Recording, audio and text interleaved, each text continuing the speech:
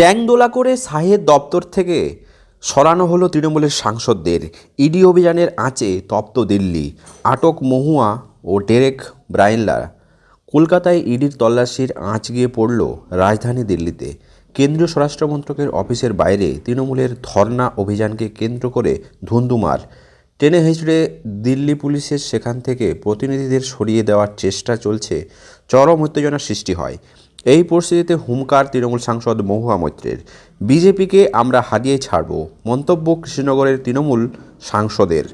কয়লা পাচার মামলায় গতকাল আইপ্যাকের অফিস ও কর্ণধারের প্রতীক জৈনের বাড়িতে ইডির হানায় পাল্টা আজ অ্যাকশন তৃণমূল। দিল্লিতে কেন্দ্রীয় স্বরাষ্ট্রমন্ত্রী অমিত শাহের দপ্তরের সামনে ধর্নায় বসেন তৃণমূল কংগ্রেসের ৮ সাংসদ।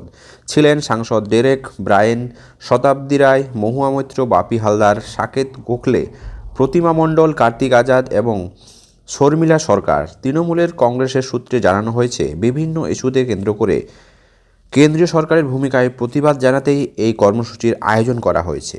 কিছু সময়ের মধ্যেই দিল্লি পুলিশের বিরাট দল এসে তৃণমূলের প্রতিনিধিদের সেখান থেকে টেনে হিঁচড়ে নিয়ে চলে যায়।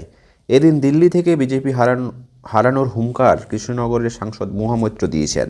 সারা দেশে দেখলে ডাকাত দলের সর্দার অমিত শাহের অঙ্গুলি হেলনে কীভাবে ইডি 10 বছরের পুরনো একটি মামলায় ইডির আইপ্যাক অফিসের তল্লাশি চালিয়েছে এবং 10 বছরের পুরনো নথি এখন কি আপনারা আইপ্যাকের অফিসের প্রতীক জৈনের বাড়িতে পাবেন, নাকি আগামী নির্বাচনে তৃণমূলের রণকৌশল আপনারা পাবেন সেখান থেকে?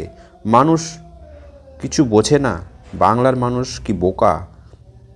মমতা বন্দ্যোপাধ্যায় বাঘের বাচ্চা।